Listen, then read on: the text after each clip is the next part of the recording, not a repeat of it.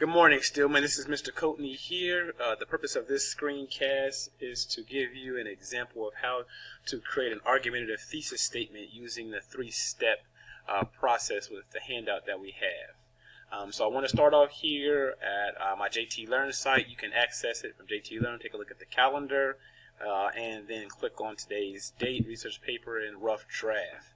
And then here you see we have the template for the first page of your research paper, which you should already have completed now. We want to take a look at the three-step process. So this is the process that you should follow. It's color-coded because it's easier for me, and I like colors. Yeah. It's orange and blue, obviously. You know why. But I want to kind of go through it so that way, class for blended, you can really have a good understanding of how to create your argumentative thesis statement from the handout. The directions kind of reads as follows. Practice the three-step for creating an argumentative thesis statement using a research topic. You want to make sure that you use specific examples.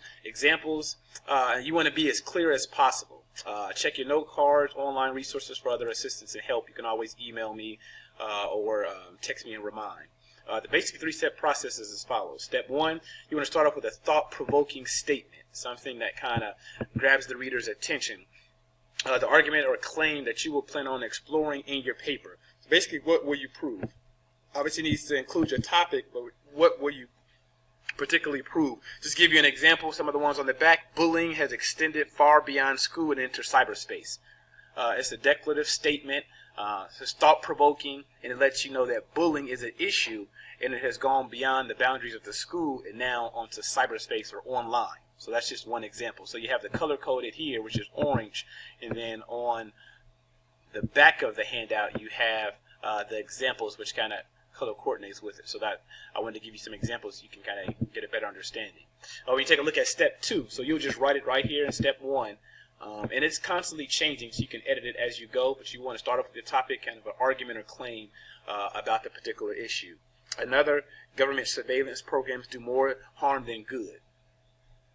It's a statement about your topic. It's argumentative because some people may believe or think that the government surveillance is more positive as opposed to negative, pros and cons. So you're going to first start off with that. That's the thought-provoking statement. Step two, a descriptive problem, concern about your topic. It's your opinion, basically. So you want to theorize how the world would be different if it had or hadn't happened in the past. So you want to take your topic now, based off your opinion, what would be different, what would change, what would be the relevance, so to speak, nationwide for your particular topic. Just to use the same ones that I've had examples before, even though these acts of aggression take place outside of school boundaries. So this is kind of my opinion. It takes place outside of school boundaries, still referring to bullying. School officials should have the authority to discipline students who engage in bullying outside of the school grounds. So it kind of gives you an example here. So this is the black portion of the text. So this, again, is my opinion.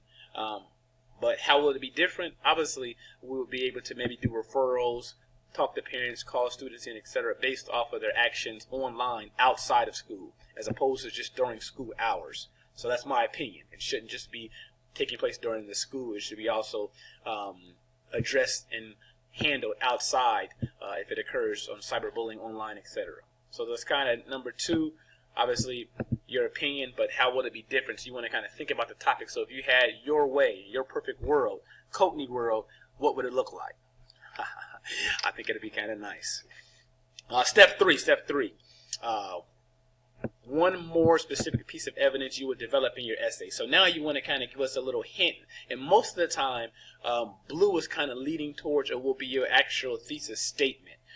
You can do it in two sentences because the whole idea, you'll put all three of these steps together to make one good working thesis when you finish it. But it's basically, why is your opinion true? Why is this an issue? Why is your opinion true? So you want to use particular evidence to support your argument, and then also typically you always see it appearing with the because clause in the thesis statement. So let's take a look at some examples there that I have on the back. The first one we're going to take a look at, legalizing the use of marijuana in the United States will greatly benefit the medical sector. So this is kind of why my opinion is true or necessary, because it will benefit the medical sector and provide physicians access to this life-saving drug for those that actually really use it for medical purposes, not the ones that use it, you know, in the other fashion on the other side of the issue, but just for the purposes of medical purposes. That's what we're referring to here. Here's another example. Doing so, referring to bully, why your opinion is true or correct. Doing so will help improve. So you need to tell the reader, make your argument. If I allow school uniforms in Publix Joliet Central High School, doing so would improve the overall behavior of the student population, as well as decrease physical confrontations, etc. Boom, boom, boom, however you want to put it. But this example here, doing so will help improve the online behavior of students and decrease incidents of cyberbullying related to suicide attempts. So this is the reason why my argument or my opinion is true and necessary. And then obviously you will use some examples in which this has actually occurred when the behaviors have decreased, and also suicide attempts that have occurred, and also even ultimately minimized. Student loans is another one. And this is kind of what this here, everything that you see from, I'm trying to see if I can highlight it, from orange all the way to blue, this is what you will add to the bottom of your first page of your research paper. So this is kind of gives you about a page and a half, page and a quarter. So I've already talked about, and I set up the argument for student loans. Then I'll start off with something like this with the three-step process. Crippling student debt is stifling the growth and economy of the United States because it inhibits graduates from being able to spend money on consumer goods and home purchases. So that's my overall topic, my argument, my claim. This is my orange portion here. To alleviate this, now I'm giving you a plausible solution in my opinion. To alleviate this, lenders should be required to forgive student loans in the cases where students are unable to repay their debts. So this is what I'm asking for. This is what I believe. This is what would be different if it had, if Coatney World was in existence. And every time you come into classroom 810, guess what? Boom, Coatney World. Welcome to my world. Okay, the last one, step 3. In my opinion, why is this argument true? Doing so. So I'm going to tell you. Doing so, again, it always compared in the because. We have it here in the because statement in the first portion of it. Doing so will benefit the growth of the economy by increasing tax revenues, unfreezing credit markets, and creating jobs.